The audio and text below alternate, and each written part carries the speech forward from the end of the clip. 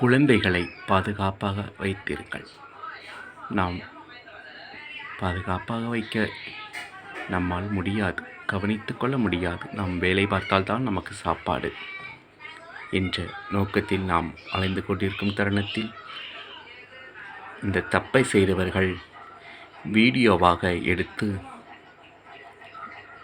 நாம் வீட்டில் இருக்கும் ஒரு நபருக்கு நடந்ததாக நம் சொந்தங்களுக்கு தெரிவித்தால் எப்படி அலறி துடிப்பார்கள் என்று நீங்களே சிந்தித்து பாருங்கள்.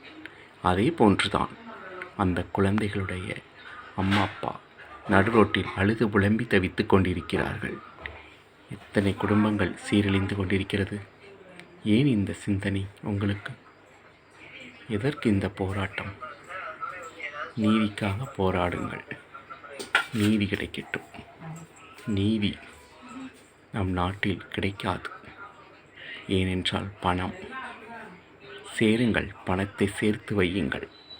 சேர்த்து எங்கே கொண்டு போய் கொடுக்க போறீர்கள்? இந்த பெண் பிள்ளை பட்டப்பாடுதான் எல்லாத்துக்குமே. அந்த பணம் உங்களை சும்மா விடாது.